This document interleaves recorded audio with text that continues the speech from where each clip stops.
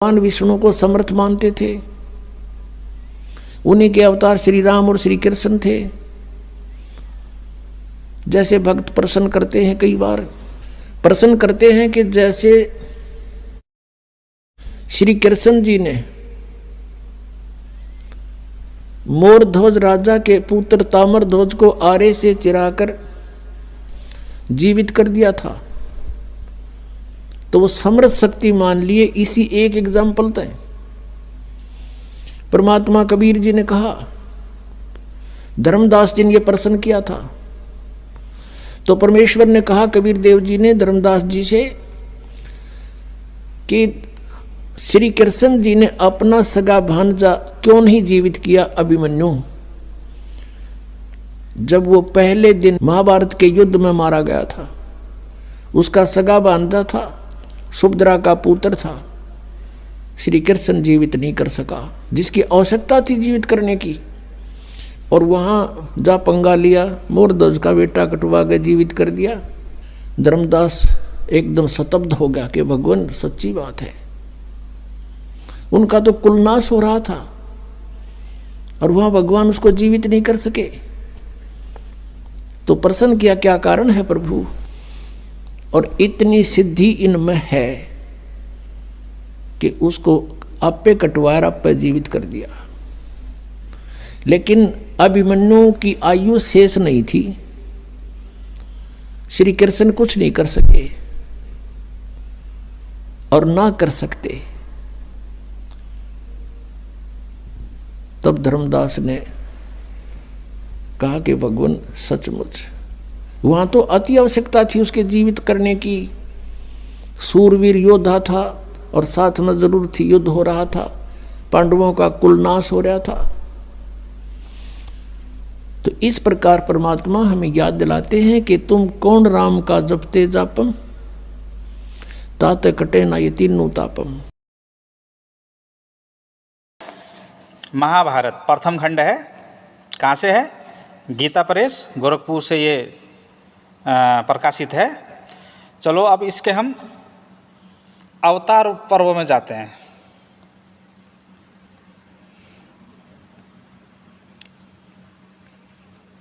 ये अंशावतार पर्व है महाभारत का। अवतार अंशावतार पर्व है जिसमें महाभारत का उपक्रम, इसमें हम देखेंगे अब कि अभिमन्यु थे वो कौन थे और इनको जीवित क्यों नहीं किया और एक किसके ये अवतार थे। तो चलिए डायरेक्ट वहाँ जाते हैं, वीडियो लंबी ना बनाते हुए। हाँ, ये अध्याय का नाम सुन लीजिए, देवता और दैत्य आदि के अंशावतारों का दिग्दर्शन। तो ये बहुत लंबा हो जाएगा। हम इसके 111वें श्लोक में जो अभिमन्यु का जो अवतार है उसके बारे में पढ़ेंगे डायरेक्ट जाके हम सीधे। हाँ, ये आ गया 111वें श्लोक से हम पढ़ना शुरू करेंगे। यहाँ अवतारों की बात हो रही है। महाभारत में जो जितने भी जो कैरेक्टर थे, जितने भी जो युद्ध में थे शामिल, सब वो किसी न किसी के अवतार थे। कोई दैत्यों से था, कोई गंधर्वों से था, कोई देवताओं में से था, कोई ऋषि मुनियों में से थे। जो अभिमन्यु थे वो कौन थे और उनको जीवित क्यों नहीं किया? ठीक है, 111वें श्लोक से हम पढ़ना शुरू करेंगे। क्या लिखा है, पढ़िए। भीमसेन को वायु और अर्जुन को देवराज इंद्र का अंश जानो। रूप सौंदर्य की दृष्टि से इस पृथ्वी पर जिनकी समानता करने वाला कोई नहीं था, वे समस्त प्राणियों का मन मोह लेने वाले नकुल और सहदेव अश्वनी कुमारों के अंश से उत्पन्न हुए थे। वर्चा नाम से विख्यात जो चंद्रमा का प्रतापी पुत्र था। कौन? वर्चा नाम के जो विख्यात जो थे वो चंद्रमा के प्रतापी पुत्र थे। वही महायशस्वी अर्जुन कुमार अभिमन्यु हुआ। मतलब जो चंद्रमा के पुत्र थे वर्चा, वो कौन? अभिमन्यु के रूप में अवतार हुआ उनका। जन्मे उनके अवतार काल में चंद्रमा ने देवताओं से इस प्रकार कहा। जब अवतार की जब ये पूरी रचना रची जा रही थी महाभारत का, तो सभी को अपना अपना कार्यभार दिया जा रहा था।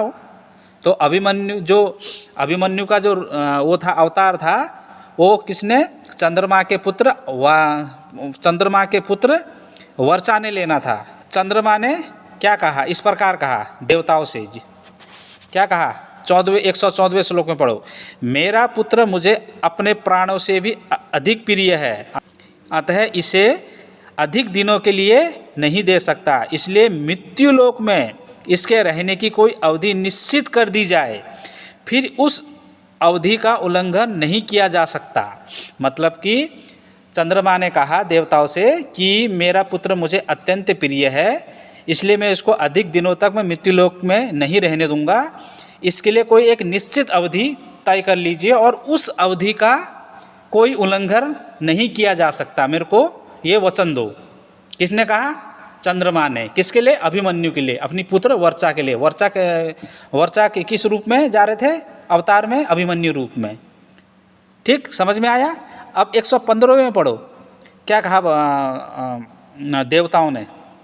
पृथ्वी पर असुरों का वध करना देवताओं का कार्य है और वह हम सबके लिए करने योग्य है, अतः उसकी कार्य सिद्धि के लिए यह वर्चा भी वहाँ अवश्य जाएगा, परंतु दीर्घ काल तक वहाँ नहीं रह सकेगा। ये किसने कहा? चंद्रमा ने कहा कि पृथ्वी पर असुरों का वध करना देवताओं का कार्य है और वह हम सबके लिए करने योग्य है, अतः उस कार्य की सिद्धि के लिए यह वर्चा भी वहाँ अवश्य जाएगा, परंतु दीर्घ काल तक वहाँ नहीं रह सकेगा। किसने कहा? चंद्रमा जी ने कहा कि मेरे को वचन दीजिए। तो भगवान नर जिसके सखा भगवान नारायण हैं, इंद्र के अंश से भूतल में अवतीर्ण होंगे, वह उनका नाम अर्जुन होगा और वे पांडु के प्रतापी पुत्र माने जाएंगे। जो भगवान नर हैं, जिनके सखा भगवान नारायण हैं, इंद्र के अंश से कौन उत्पन्न हुए? कौन अवतीर्ण हुए? अर्जुन। ठीक है। श्रेष्ठ, अब 117वां, श्रेष्ठ देवगण पृथ्वी पर यह वर्चा उन्हीं अर्जुन का पुत्र होगा जो इंद्र के अंश से जो अवतार हुआ था अर्जुन का पृथ्वी लोक पे, उन्हीं के पुत्र कौन होगा? वर्चा, जो अभिमन्यु के रूप में अवतरित होंगे पृथ्वी पर। वह वर्चा उन्हीं का अर्जुन का पुत्र होगा, जो बाल्यावस्था में ही महारथी माना जाएगा। जन्म लेने के बाद 16 वर्ष की अवस्था तक यह वहाँ रहेगा। मतलब कि 16 वर्ष की आयु चंद्रमा ने तय कर दी उनकी कि 16 वर्ष तक ही रहेगा मेरा पुत्र, उससे ज़्यादा नहीं रहेगा। हाँ, इसके 16 वर्ष में वह महाभारत का युद्ध होगा। इसके 16 वर्ष में वह महाभारत का युद्ध होगा, जिसमें आप लोगों के अंश से उत्पन्न हुए वीर पुरुष शत्रु वीरों का संहार करने वाला अद्भुत पराक्रम दिखाएंगे। वो अपना पराक्रम दिखाएंगे। वो युद्ध की पहले वहाँ घोषणा हो गई है कि 16वें वर्ष में युद्ध होगा। ये सब ऊपर अभी जो ये देवता लोक में ये पूरी वो चल रही है। हाँ, फिर 119-120 में पढ़िए, देवताओं एक दिन जब, अब ये चंद्रमा कह रहे हैं, देवताओं एक दिन जब कि उस युद्ध में नर और नारायण, अर्जुन और श्री कृष्ण, नर का अवतार कौन? अर्जुन, और नारायण के अवतार कौन? श्री कृष्ण, उपस्थित ना रहेंगे। जब वो उपस्थित ना रहेंगे उस युद्ध में, उस समय शत्रु पक्ष के लोग चक्रव्यूह की रचना करके आप लोगों के साथ युद्ध करेंगे। उस युद्ध में मेरा यह पुत्र समस्त शत्रु सैनिकों को युद्ध में मार भगाएगा और बालक होने पर भी उस अभेद व्यूह में घुसकर निर्भय विचरण करेगा। मतलब कि उस दिन वो युद्ध करेगा जब आपकी अनुस्मृति रहेगी। किसकी? नर और नारायण, अर्जुन और श्री कृष्ण की। अब 121 से लेकर 125वें श्लोक में पढ़िए, क्या कहा? तथा बड़े बड़े महारथी वीरों का संहार कर डालेगा। ये चंद्रमा कह रहे हैं अपने पुत्र वर्चा के लिए, जो अभिमन्यु रूप में अवतरित होंगे। आधे दिन में महाबाहु अभिमन्यु समस्त शत्रुओं के 1/4 भाग को यमलोक पहुंचा देगा। तदंतर बहुत से महारथी एक साथ ही उस पर टूट पड़ेंगे और वह महाबाहु उस सब का सामना करते हुए संध्या होते होते पुनः मुझसे आ मिलेगा। मतलब कि वो संध्या होते होते उस दिन वो भी मारा जाएगा और मेरे से मिल जाएगा। वह एक ही वंश पर्वतक वीर पुत्र को जन्म देगा, एक वीर पुत्र को जन्म देगा जो नष्ट हुए भरत कुल को पुनः धारण करेगा, जो भरत कुल को पुनः धारण करेगा, एक ही पुत्र होगा उसका। सोम का यह वचन सुनकर समस्त देवताओं ने तथास्तु कहकर उनकी बात मान ली और सबने चंद्रमा का पूजन किया।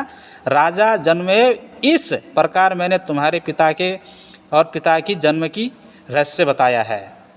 समझ में आया कि क्या कहा कि सोम का यह वचन सुनकर, मतलब चंद्रमा का यह वचन सुनकर समस्त देवताओं ने तथास्तु कहा, उनकी बात मान ली, चंद्रमा की बात। ठीक है कि ज़्यादा दीर्घ काल तक अभिमन्यु जो आपका पुत्र वर्चा है वो मृत्युलोक में नहीं रहेगा, उसकी आपने जो समय निर्धारित कर रखा है उसको हम मानते हैं, उसको वचन हम निभाएंगे।